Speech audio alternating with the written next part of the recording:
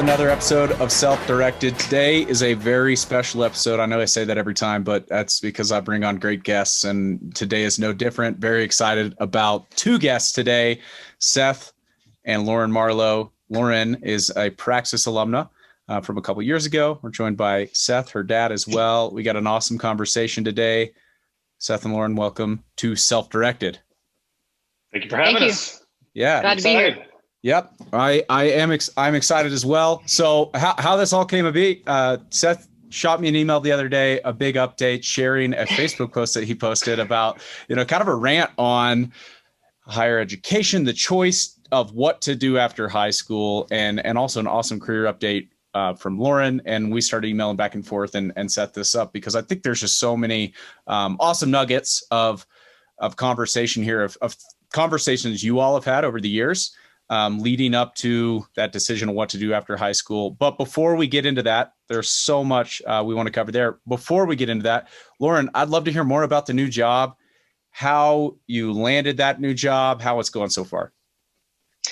Yeah, so I have been basically looking for a big job at a global company, something I can really put on my resume, something I can grow with, something I can be challenged by. And so I started looking right around when the pandemic happened. So almost a year ago.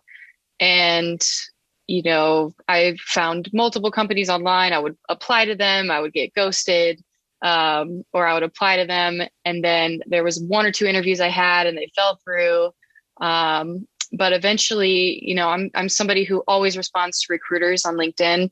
No matter, even if I'm happy in my job or, really feeling it, whatever, I will always make sure to respond. Hey, thank you for reaching out. I'm happy right now, but I'll keep you in mind in the future. So I kind of keep people a little bit on my back burner in case I need that. And I had somebody come to me and, we just had a phone conversation. He was like, what are you looking for? I told him, I want 100% remote. I want to be challenged by this company. I want, somebody who's very design focused, that really values design. And basically about a month later, he sent me a couple jobs that were open, and one of them happened to be United Airlines. And this is in November. So I was like, oh, that's awesome. Like that's like exactly what I would want. I'm a huge fan of traveling and everything. So I would love to learn more about this industry. So, one thing led to another. We talked about it. He was talking to his connection there. We set up an interview in December, right around Christmas time. And it was 3 hours long and it was really challenging. And 5 people interviewed me at first. And then I waited about 2 or 3 weeks to hear back because it was around the holidays. It was busy. And they said they really wanted me, but they were going to put me somewhere else that they didn't expect. So I had to interview with that team lead. So I was like, oh, okay, that's good news. But it's also like, oh man, now I got to do another interview. So I had one more interview. It was only an hour long this time. And I really loved the team. And I think they felt the same way because I got an offer 2 days later. That's awesome. So then I just started last week and I've really loved it so far. It's been great. That's awesome. That's awesome. And you're entirely self-taught, like the skill set that you use day in, day out, you're mostly self-taught. I don't know. You're taking some courses, I imagine as well, but. Yeah, I took a 10-week boot camp in Toronto. Like I literally just packed a suitcase, got a 3-month Airbnb and went to school there in person. And after that 10 weeks were up, I just kind of kept at it. I would spend maybe an hour a day because I was waiting tables right after that.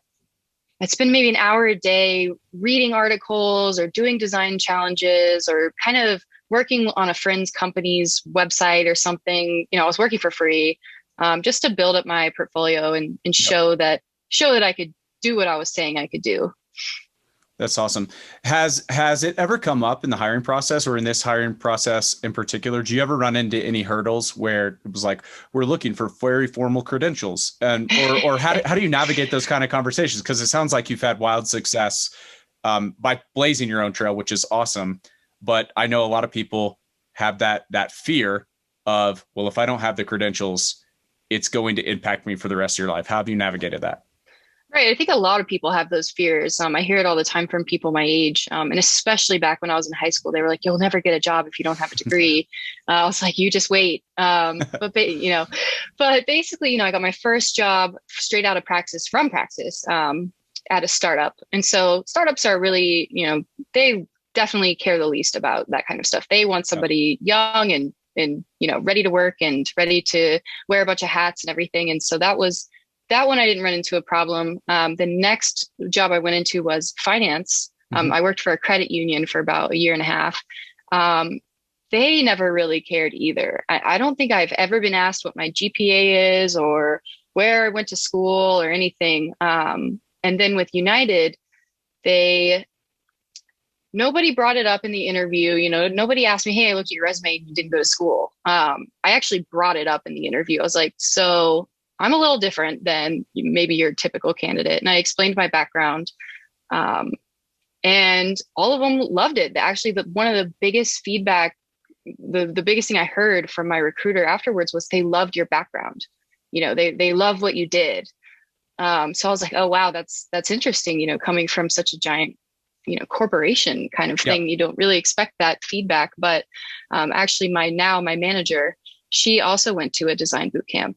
So we have that in common. I think that's really cool. And they were signing me up with onboarding and everything. And I'm talking to the girl, who's doing all the onboarding. And she's like, so I'm required to put in 5 years of your work history.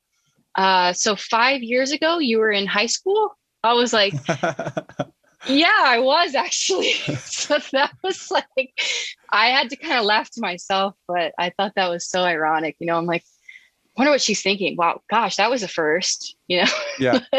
It's funny. It's funny because she actually called me and told me the story, Mitchell. And so she said at the end of the call, she said, okay, so I'm just going to put in that 5 years ago, you were in high school. Okay, that's what we'll do. She's like, and you didn't attend like any college at all. And I was like, I did 3 different programs, but no, then none of them are like your typical college experience. I didn't even attend a freshman year and drop out, nothing like that. So that's awesome. It's awesome that that's the reaction, and that's a great story to keep in your back pocket. But it's also funny because it kind of surprises me too that you said the reaction is like, we love your background.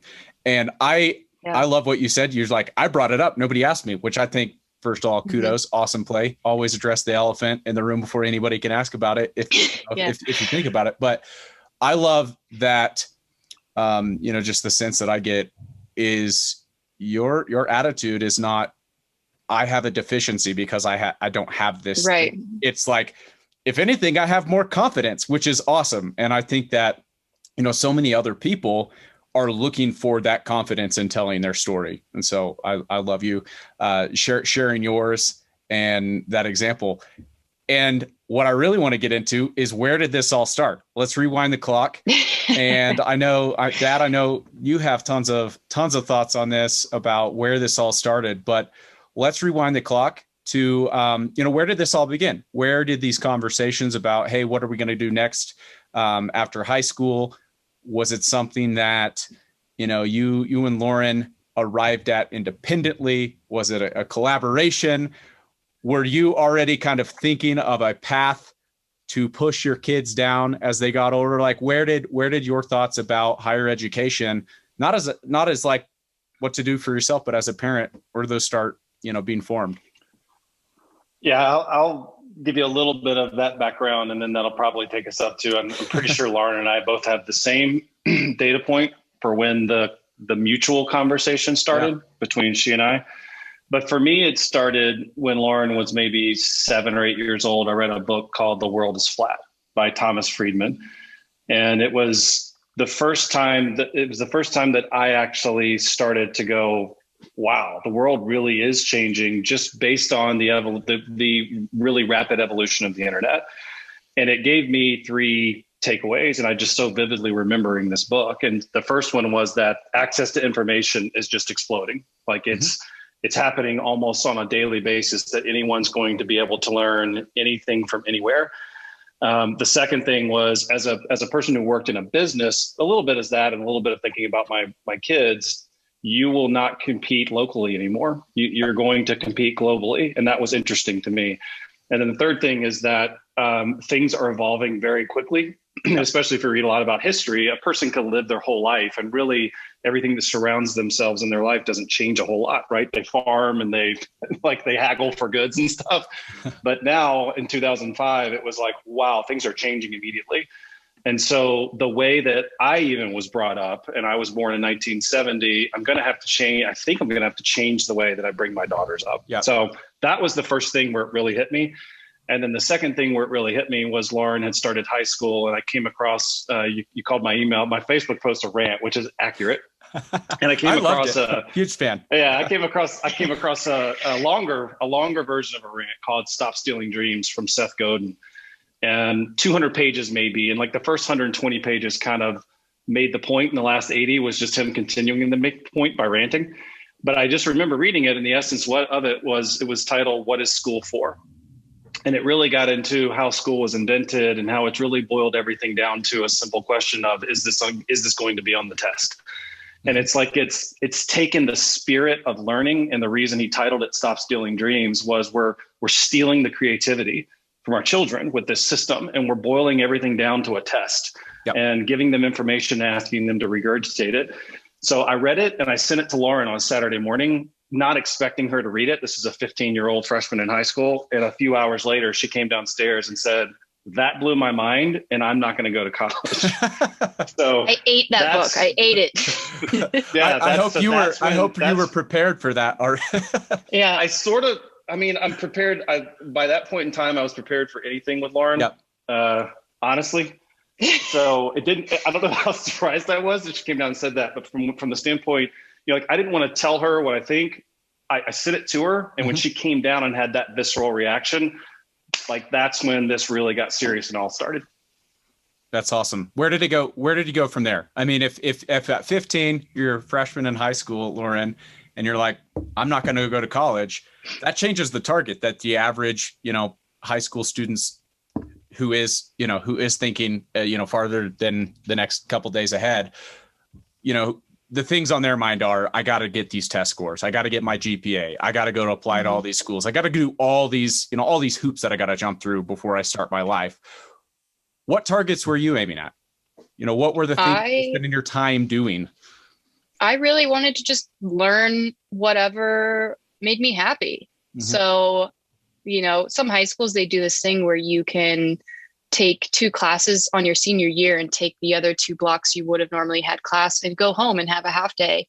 And a lot of my friends did that, but I actually was like, I looked at it as, this is the last time you'll ever have free education. Yeah. So I took classes that I really wanted to take. I actually ended up taking AP microeconomics because I was interested about it. I took AP psychology, which really translated well into designing. I was taking German. I was taking classes that I was truly interested in, and I wasn't worried about what my grade would be. Mm-hmm. I was just focused on, finding out more about myself and building relationships with teachers that I liked there, or just doing whatever I wanted in a sense. And one thing led to another. I think I started taking a web design course my junior year. And then after that, I was like, oh, this is cool. That same teacher was like, you should take my entrepreneurship class. And I was like, okay. So I took that and I loved it. And I don't know, I actually enjoyed school so much more after I stopped worrying about, oh, you got to get an A, you got to get a B. My report card would come out and I'd be like, oh, okay. It just wasn't a big deal to me anymore. Yeah, that's a couple things. And Lauren, make sure I don't speak for you this incorrectly. One, I don't think you even took the SAT or the ACT, or did you? I was required to take the ACT. It was at school, and I never took my SAT. Yeah. Which did worry my grandparents. I bet. Tremendously. That's what I was about to say. My parents just could not believe that she, what if she decides she wants to go to college? And I'm like, no, trust me, she's not. Yeah. I know her and she's not. I think the other thing too is you did, especially I think as you got maybe into your sophomore year, or early in your junior year, you did start to spend time. Your target was, okay, now what am I going to do when I graduate? Like, I'm not going to go to college, but I'm not just going to go work at a restaurant, wait tables all for the rest of my life. Mm-hmm. I'm going to make something of myself. So what was your mindset then? And then you came across, that wasn't when she did Praxis, by the way. She did Praxis later, but she came across a program called Uncollege. Right? Yeah, I found Uncollege right around the same time that I had read Stop Stealing Dreams. I think it was literally like a week or two later or something. And so what happened is I read the website, and it was basically a program split into 3 sections. The first section is you go live in a developing country and you volunteer. So you could choose between Mexico, Brazil, Bali, Indonesia, India, and there was one more. I can't remember. Oh, well, but there was 4 or 5, and I chose Bali, Indonesia, because I could teach English there. It was a remote village. It was awesome. I was like, oh, I get to live at the beach. I get to be on literally the other side of the world. It was a 12-hour time difference. I was sold on that. The next step after you complete the volunteering in a developing country is you go and live in San Francisco for another 10 weeks. And you live in a dorm with kids. There was other kids in my dorm building that were in like web developer programs or other kind of like similar boot camps and stuff. So that was really cool. I still talk to some of those kids that I lived with, and they're all doing really cool things. Like some of them work at Google or, whatever. And then after that, the third part was hold on, let me go back. The second part was living in San Francisco. You learned soft skills. So you learned how to email people. You learned how to set up a LinkedIn. Like actually people who worked at LinkedIn came and taught us how to set up your LinkedIn profile. And I had a life coach, and we would sit down every Tuesday and we would talk about the things I wanted to do that week. And it could be anything you wanted. It was like, hey, you're interested in music and you're interested in making videos. Why don't you make a YouTube video and publish it? Or you're interested in marketing and packaging design. Why don't you start taking note of different packages you really like doing? Or why don't you mock up something? I was taking a lot of online courses. I was still pursuing learning German. I finished all of Duolingo for German at the time. And then from there on, the third phase was you kind of just go off on your own. You apply those skills, and you still have your life coach who you can talk to and call and stuff. But I ended up kind of just running. I went directly from Uncollege to a UX UI, that boot camp in Toronto. Yeah. So that's kind of how I spent my third part of what would have been Uncollege. And I kind of hijacked it and was like, you know what? No, I want to get hard skills. Let me go learn UX and UI, because this seems like it might be the right thing for me, because I was dabbling in like graphic design and packaging design. And after talking to some mentors and stuff, she was like, hey, you should look into this industry. It's up and coming. It's awesome. I'm self-taught. My husband's self-taught. We both work in this. And that kind of really made me pivot. And from there, there was no looking back. Yeah. I think if you want to spend a little time on this, Mitchell, because I think there's 2 things that I observed as a parent that they were helping her with during those first few months after high school graduation. 3 things actually. One was they were really helping her figure out this combination of, this was in the Facebook post, what are you good at? Yep. What are some of your innate skills that you're just good at? But you might be good at something and not actually like doing it. Like I grew up, my mom was a math teacher. I was good at math, but I actually didn't like learning math. Yep. And I didn't want to be a math teacher, right? So just because I'm good at math doesn't mean that's a skill I need to turn into a career. What are you good at? Of those things you're good at, what do you really enjoy learning and that you want to continue to get better at? And then what are let me help you understand the different career options for people who are good at those things. Yep. So I was observing that happen, which I thought was really, really cool. And the second thing they were doing is, I still remember one specific story was a thing called rejection therapy, where they basically had her go out on the streets of San Francisco with another person. They recorded you, and you had to just walk up to random people and ask them things, like walk up to somebody standing on the street light and go, hey, when it turns green, you want to race? Yeah. And the goal was you had to see what caused somebody to say no. Yeah. And what she learned was if you just ask, almost everybody says yes. Only got People 2 really no's out don't- of 10. She only got 2 no's the whole time. And I just thought that was the coolest exercise. I remember telling her, they are teaching you the stuff that's really going to matter. Yeah. And then the third and last thing they did a really good job of is what she mentioned. They were teaching her as someone who's an executive and interviews and hires people. They were teaching her how to talk about herself, how to write an email, how to write a resume, how to interview, and not sell yourself in a cheesy way, how to present yourself in a way that I can provide value to your organization. So that's one of the biggest I most things they were remember like, getting out of that program. One of the biggest situations they were like, you never know. You could be, because this was right around when like Uber Pool and Lyft Carpool stuff was starting to really like be really popular.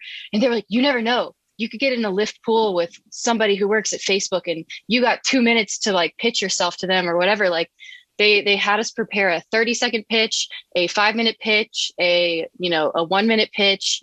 And you would practice it, or they did mock interviews with us. I also just learned like how to better communicate with people. They taught us like, hey, these are difficult conversations. This is how you should go about being a really good communicator and addressing issues that you need to address. Like, it was just a great foundation of soft skills that I use pretty much. I mean, one of those skills every single day. Yeah.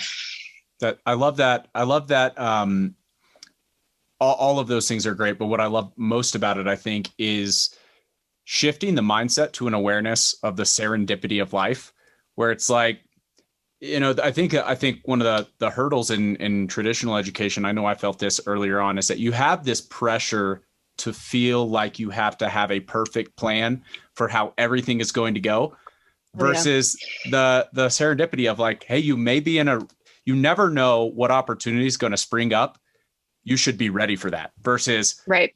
And then one day you're going to be ready and have a stamp and now it's time to go start your life. And I like that because it seems small, but I think it's such a hurdle when you're first starting out, especially if you're coming out of school, to recognize that there are opportunities all the time. And you don't have to just wait till you're at the end of the conveyor belt to suddenly enter life. And so that's a fun thing. The question, rejection therapy, it just takes me back to like my first, several years of grueling sales jobs too, but I was told no most of the time. So I tried to tell her at the time, like I was dealing with rejection therapy every day in 7th grade. I was 5 years ahead of you. So you're nothing special. Yeah. That's like awesome. I told no all the time too, Mitchell. Yeah. So we're clear. Yeah. Yeah. We all had that phase. Lauren, another question I'm curious about is at what point did you begin to develop some clarity about design specifically? Was that always something where there were clues prior to, or did you have a hunch about that? Or was that like later on after you got some exposure? When did that happen for you?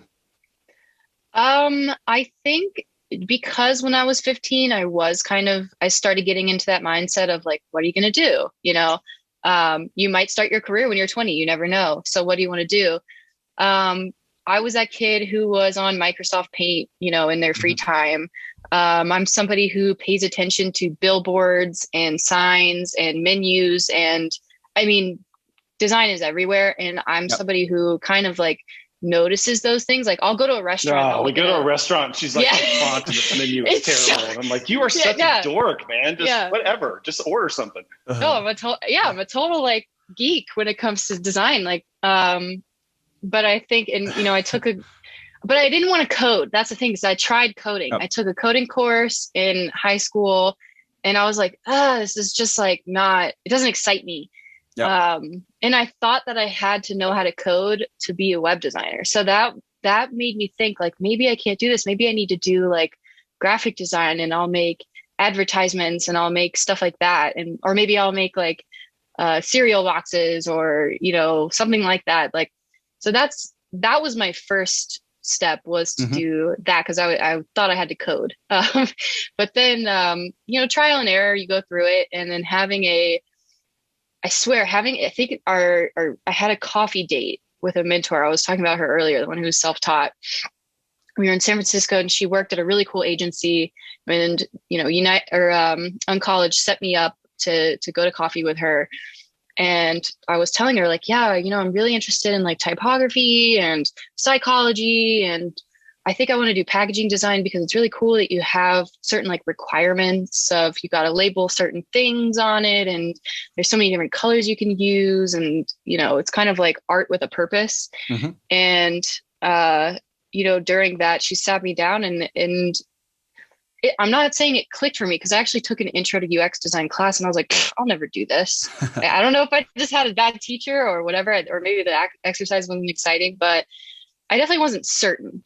In fact, when I got home from San Francisco, I was still learning what UX and UI was, user experience design, user interface design.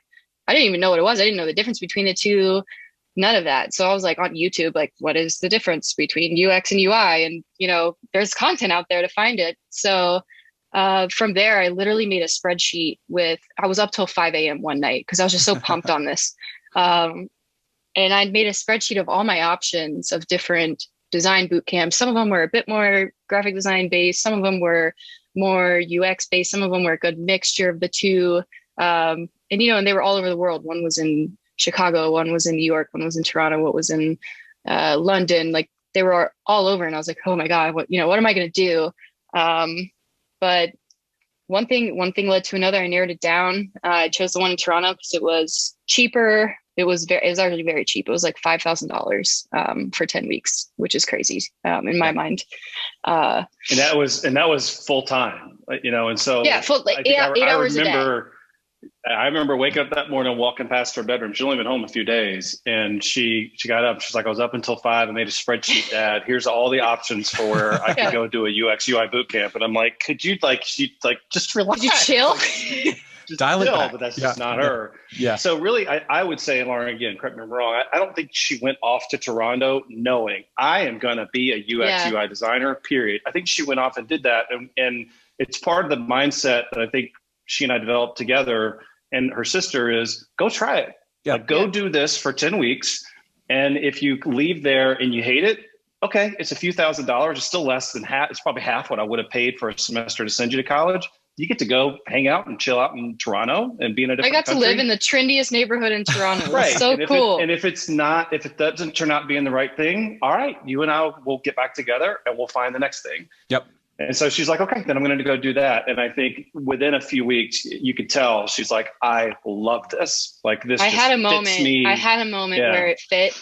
We were on a group. It was a group project. I was the youngest person in the school in their whole history. And I was in the second cohort of the UX boot camp. And I think they had a web dev boot camp also going on at the same time. They were probably in their third or fourth cohort. So it was a kind of a new school, new concept, new thing, And I think week 2, we were in a group project, and I'm with, maybe some dude in his 30s, and then some guy in his 50s, and then some girl in her 20s. And I was just in this very diverse group. I mean, people from all over the world were taking this course. There was people from Indonesia or Australia, or there was one other person from the US. There's a ton of people from Canada. So it was really cool, like very diverse. I felt like it was very realistic to what the work world is like. Mm-hmm. And I felt like on this first project that we were trying to solve food waste, and I was pitching ideas and, drawing stuff and putting it all together. And I felt like all these people who were older than me in the group were almost looking to me for guidance or like bouncing ideas off of me. And I was like, wow, I could be good at this. It kind of clicked for me that week. I remember texting him or calling him or whatever that day when I got home, and I was like, yep. I love this. It really, I think this is perfect for me. I think my brain is perfect for this. So it just, I did have that like click moment, I will say. That's awesome. At what point, after that, it took some time. What was that, about a year out of college or a year out of high school? Yeah, that was in January. Graduated in June. Yeah. Okay. So not like 8 months through March. Okay. Not quite a year after, like 8 months after I graduated from high school. So 8 months after high school, you kind of have this click moment. Hey, this is the thing that I might be good at, that I could see myself doing. Yep. How long between then and you going and landing your first kind of, first real experience, whether that was like a contract or first job in that type of position? So first big girl job. When did you get your first big girl job, Lauren? Well, not just big girl, but relevant to this area that you got really excited about. Yeah.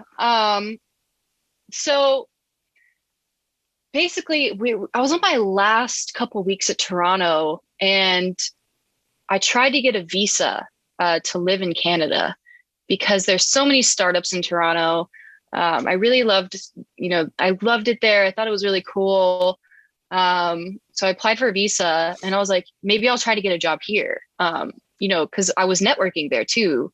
We had a demo day on our last day at the boot camp, and I was, I think they made us business cards, and I was passing it out, and I was adding people on LinkedIn left and right. And I was like, oh, maybe, I'll build my network here and I'll start out here. But I couldn't get the visa, so I had to come home. And kind of in the back end, after I got denied for the visa, my mom actually found Praxis on like a Facebook ad or something. And she was like, oh, this is really cool. So she sent it to my dad. The two of them were like, oh, this is a great idea. Cause that's what I needed. I was like, I got the soft skills, I got the hard skills, but it's so hard to land your first job with no experience. It's really hard to convince people that you can do what you said you can do. And, I was like, I really need help landing a job.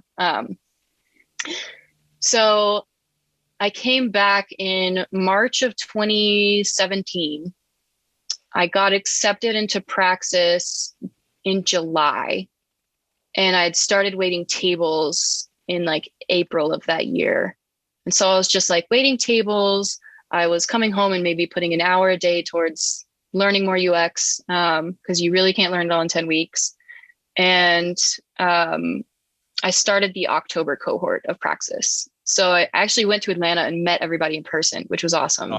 Because Praxis is pretty remote, but that was really cool. I was very impressed by all the mentors and the workshops that they held, and I knew it'd be a great fit. And I had high hopes that they would find me a company that would be a really good fit for me. And so I kind of went through all the modules and all the, everything that Praxis was asking for, a 30-day blog challenge. That was so challenging, but I'm so glad I did it. Stuff like that was cool.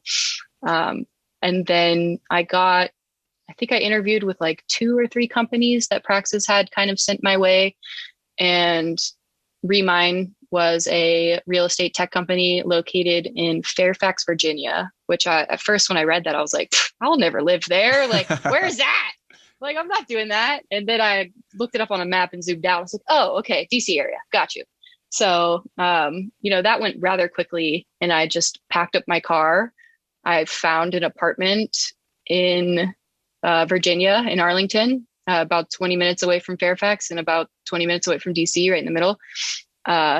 And I just drove my car up and started over again. That was late. That was late January. I think it was right at the end of January 2018. So that was January 2018. Yeah. From the end of the boot camp to the starting the first job was 10 months. So not quite 2 years out of high school, you land this new, your first kind of big, adult job. I was 20 years old. I was 20 years old, and I was super young. And What was that like? What was that like? 1, going into the workplace. 2, like just thinking about your relation to all of your peers in the world. I'm 20. I'm doing this awesome thing already. Here's what everybody else is doing. Was that challenging? Was it exciting? Did you feel confident? Did you feel alone? What was going through your head? All of those things. I felt super excited. But I felt, I was so lonely. I was, being the youngest person, I didn't really know that many. I mean, frankly, I really didn't know many other people who were doing the same thing I was doing. So it's not like I could, vent to somebody and they would understand it, based off of my friends in high school and stuff. I remember so much of that time. Like, it sounds awesome and how I've explained it. And it was awesome, but it was so challenging. It really was. It's really not for the faint of heart to just live in 4 cities in a matter of a year and a half to 2 years. Starting over in DC was hard too, because I didn't know a soul. Yep. I had to start all over again. And, now it all works out. Now I love it. I love having, all my friends are like 5 to 10 years older than me at this point, but I really love that. I think they've helped, just surrounding myself by challenges constantly has made me grow a lot as a person, as a worker, as a designer. And hopefully one day I could be a good mentor for somebody who finds himself in those same shoes of feeling excited and isolated and, nervous and anxious and everything. Yeah, that's awesome. I can relate to so many of those emotions, like going out and doing something crazy and different, through Praxis as well. But I think it's good to paint that reality, though. I think right. there's sometimes this tendency, to get flippant about, well, if you don't go to college, you can go do this other thing, and discount all of the hard work that goes in behind the scenes for the people that do go make the most of doing something different, blazing their own trail. And not just, hey, I had to work hard and build these skills, but the emotional toll that sometimes it can take whenever you do something different, not just dropping out of college, anytime you go do something different than the norms. Right. And I want to rewind the clock a little bit before that too, back to those early conversations of, I'm not going to go to college. And Dad, I'd love to hear both of your opinions on this and your own experiences and perspectives on this from that point, through the future to you landing your first job to now where you're at. You've had tremendous success. What has been the dialogue, that surrounded you, those hurdles that I imagine the inevitable stone throwers of, you're not going to go to college. What, what were you up against, and how did you cope with that? Did, have people change their tones? Do you even care? Walk me through that over the past, handful of years. You want me to go first or you, Lauren? Go ahead. I can add more later. I have so much on this. I'll rather you'll make what I say better. Make what I say better. I'll polish it off for you. Yeah, polish it off for me. Yeah, I mean, I think once she kind of came downstairs that day and said, okay, I'm not going to college. Again, it wasn't like, oh my God, what do I do? I was like, wow, that's really cool that she is already thinking that way. Did I think she would really stick with that 100% all the way through? No, I figured she'd go back and forth. So she never wavered. Thought she was a quitter. She just never wavered. It was more of a constant. I think our dialogue was just a lot of just constant, just talking about it. What are the options, that type of thing. And one thing she has said to me many times is, yes, if I, Dad, if it hadn't been that you and Mom, not only were like, okay, I guess if that's what you're going to do, but it was more like, no, you encouraged me to do it. You gave me confidence to do it. You told me this is the right thing. If it hadn't been for that, it would have been much more difficult. And then she might have wavered back because she was getting a constant amount of doubt. Guidance counselors, teachers, parents of friends across the board. And we were too. It's kind of like when you are a parent of a 17-year-old starting about junior year, every freaking conversation that you enter into somebody says, oh, hey, I'm Seth. What's your name? Oh, I'm Bob. Hey, Bob. It gets to, oh, do you have any kids? Yeah, I have a daughter, 2 daughters, 17 and 14. Oh, 17-year-old. Where's she thinking about going to school? Every single time. Yep. Oh, where's she going to college? Well, actually, she's decided not to go to college. Interesting. Well, college isn't for everyone. Good luck. That was like, Lauren, how many times did we hear that? College isn't for everyone. If I had a dollar. So for every time. Well, college isn't for everyone. And the last thing I'll say is that it was very rarely met with any genuine curiosity. Mm-hmm. Like, that's interesting. Yeah. Huh? Your child has decided not to go to college. Like, tell me more about that. There was never curiosity about it. It was much more of a, well, you guys are making a huge mistake, but it's your life. Yeah. And so, yes, it was, I think that we had a lot of conversation and dialogue about, Lauren, this is what I'm hearing and what you're going to hear. Don't listen to it. Okay. Don't listen to it. You stick with what you have decided to do, and you will, together, we'll figure it out.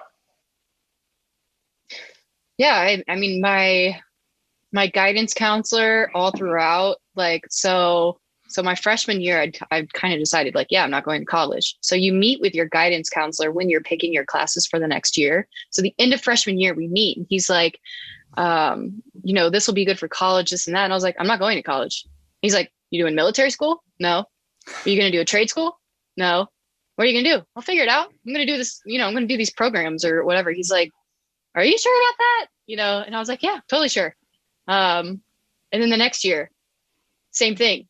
Still not going to college, still not going to college, and at one point I had a one-on-one with my school principal. I can't remember why. I can't remember why I had a one-on-one, but somehow we got into the conversation. Hey, what are you thinking about for college or whatever? And I was like, yeah, I'm not doing that. She's like, oh my God, don't waste your potential. You have such, you have great grades. I heard, good things from your teachers, this and that.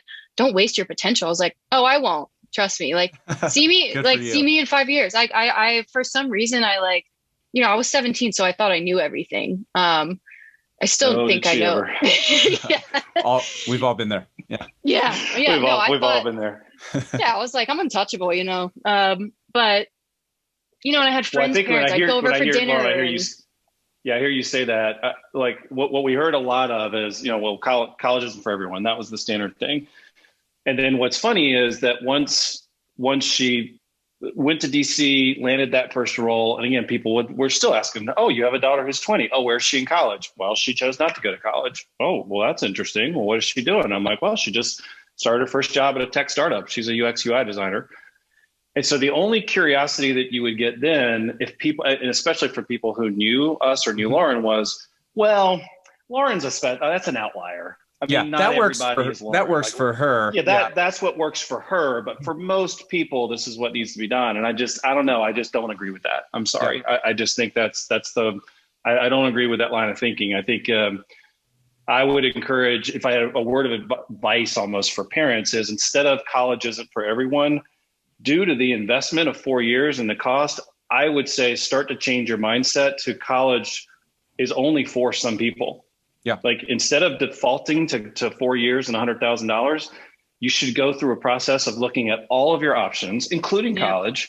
Yeah. And based on what your child really wants to do or needs or how they're wired or how they roll, and you land on college is the right thing, 4 years and $100,000, go for it. Yeah. But don't make that the default answer, because there are so many paths that are available. Well, yeah. And sometimes you don't even have an idea of what's even possible yet. And it's a very deliberate strategy when, this is to steal another book that if you haven't read, I think you'd enjoy. It's called How Will You Measure Your Life by Clayton Christensen. But he talks about college and higher education as this very deliberate strategy. As people who go with a very, intentional idea of what they want, it's a deliberate strategy at a time in your life when it's maybe better to be using an emergent strategy, to be going out in the real world and running experiments and trying things and figuring out, getting some validation for these hunches you have. Hey, I like this. Like what you were talking about. It's like, I didn't even know what I wanted to do yet. I had this kind of scatter plot of things that interested in me. And then once you got in and ran some experiences, you had that aha moment. Oh my gosh, this is what I could see myself doing. And until you have that, sometimes the cost of college is even higher than the financial toll and the foregone experience and foregone earnings or whatever, because you're wasting time that you could have been getting more information out of, more clarity from. And that's personally my biggest qualm with it is I wasted so much time. I had a very clear idea of what I wanted going into college, and I immediately got in and was like, oh my gosh, I've never really thought about it. I just said the most impressive sounding thing because it got people off my back. And now I don't know what I want to do with my life. And so here, 4 years and a lot of beers later, I walked out with really no idea what I wanted to do with my life. And it was like starting over. But it's just so funny that kind of status quo has become, everybody's okay with that, as opposed to like, why don't you spend the next few years just figuring out what you want to do? And at the end of that, you arrive at the point that, hey, college is the best way to get there. Great. That's great. You have at least some clarity to get there. So yeah. Well, one thing I'd love to add to that, Mitchell. Yeah, go for it. Because I think this is really important, is that because she made that decision at 15, for the next 3 to 3.5 years, it's not that she didn't do what people told her, right? Like her teachers liked her. I mean, she's a respectful person. I'm not going to allow my kid to be an asshole. Right. Good. But what I'm getting at is her mindset immediately shifted is I need to learn what I need to do. I'm gonna investigate. I'm gonna poke around. I'm gonna try things. And I think without that mindset, what school has turned too many kids into is I just do what I'm told. Mm-hmm. I follow the directions. I try to make good grades. I get into a college. I follow those directions. I sign up for the classes. I pick a major, and I come out of college. And then, okay, now what? And what I continually observe with Lauren is that she has just got again, it's not that she doesn't respect what people tell her. That's not the point. It's that she has this internal mindset of it's up to me to continuously educate myself, learn, try things, investigate things. And it's just a different mindset. And I'm going all the way back to the Thomas Friedman book in 2005. It felt to me then, with the evolution of the internet and globalization, boy, that better be your mindset, because it's not graduate from college, get a job at the local company, work for 45 years and retire on your pension. That's just not the way the world works anymore. Yep. And I think it's just her mindset fits better with the reality of today. Yep. Well, here's a relevant example. I mean, like I said, I wanted this new job for a year. I was networking everything. I had an interview. Somebody reviewed my portfolio and stuff for a freelancing gig kind of thing, a freelancing network. And I got rejected. And I was like, why wasn't I up to par and stuff? And they were like, your portfolio could be better with storytelling. And also we'd like somebody with more experience with research. So a big part of user experience design is you have to research users and how they're using it and what they need and how you can solve problems to best help whoever is using the end product. And I'd never really done research before. So I was like, okay. So I kind of went back to the drawing board. And this is a couple of months ago. This is probably in September of last year. I took 3 online courses, actually got my company to pay for them. At the, my prior company to pay for them. So then going into another interview, I was able to talk about that. And I'm glad I did, because United asked a lot about research and how I've applied it, and this and that. And I was able to just make more educated answers to their questions. I redid my whole portfolio. Like I took a dedicated a week and I just redid the whole thing. I failed. But it wasn't something that was like, oh, well, I guess you should just give up, or, whatever. It was, okay, you learned what you don't have. You learned what you need to learn to get to the next step. So yeah, and that's exactly that. I think the mindset she learns. I still remember she's like, I didn't get this job. You really wanted that job too. Yeah. You made a video. She made a custom video, everything. She's like, I didn't get this job. She's bummed. So it's kind of like, what are you going to do? And she's like, I'm going to take online research classes. I'm going to rework my portfolio, and I'm going to go get another one. Yeah. And that's just what I like when I spend time with especially teenagers and youngs, 20, 22, 24, 26, asking questions. I don't hear that mindset. Mm-hmm. And I just think it's been, again, all stop stealing dreams. I think to some extent, the education system just kind of beats it out of them. Yeah, well, it's a game. There are rules to the game, and here's how it's played. And what you're talking about is an entirely different approach of, I came up against screw the rules. Nobody, I didn't get picked. Therefore, I've got to feel, like I'm defeat by this. Like this is, this says something about my identity because I didn't pass the test. I got an F on the test, and your mindset instead is like, all right, this is a great data point for me to go use and learn so I can do better the next time, which is an entirely different mindset than a lot of young people. And it's not to, wag my finger at them. I felt that way coming out of school too, is I have to relearn or unlearn rather the bad habits of looking to somebody else to tell me what to do next, or like how to go solve this problem in my own life that, I can't pay my bills unless I solve this problem. There's no answer key So that's awesome. We've covered so much, and we've been at this for a while, but there are a couple things that I'd love to wrap this up with. And what I love most is that you both have very rich, unique perspectives. Well, Dad being in the parent seat through this transition over different years, having the privilege to watch Lauren go out and overcome these obstacles, have wild success. Lauren being that lived firsthand experience of, hey, I'm going to do something different, and I'm going to do it with confidence, and I'm going to do it with an openness to what comes my way. And when I find something, I'm going to lock in on it. I would love to hear, whoever wants to go first, I would love to hear what advice you have as a parent. What advice do you have for other parents out there who are approaching these conversations with their young adults, their kids, high school students about what to do next, whether they are actively considering something other than college or not, or they're already set on that? What advice do you have for parents going through those conversations? And Lauren, on your side, what advice do you have for those young adults, high school students who are thinking about what to do, and how to have those conversations with their parents about what they want, whether it's college or not? Yeah, I can start. I'll give the best I can a little bit from the parent perspective. I'd start with Lauren actually sent me a tweet yesterday that says 52% of young adults now live with their parents, the highest rate ever, surpassing even the Great Depression. The most educated, and in parentheses, and most in debt generation in history did everything they were supposed to and got this. The system does not work.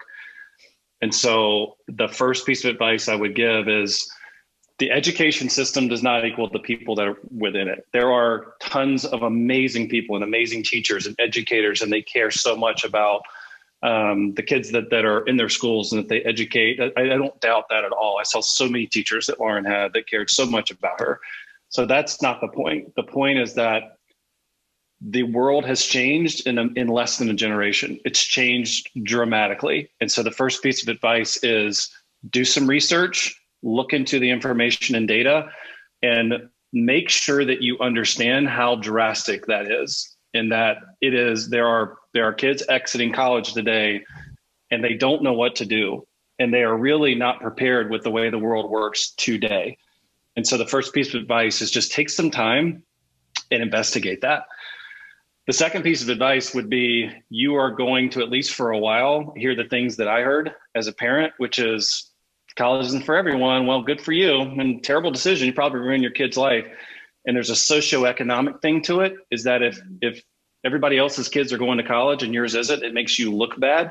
The second piece of advice I would say is, and you got to get over that, and really think about and look at all the options that are available for your kid, and take the first priority as what is going to be, how do I help my kid best thrive, whether it's go to college or not. And then the last thing is, once you do that, and that's kind of the hardest part, is to get past not caring what other people think.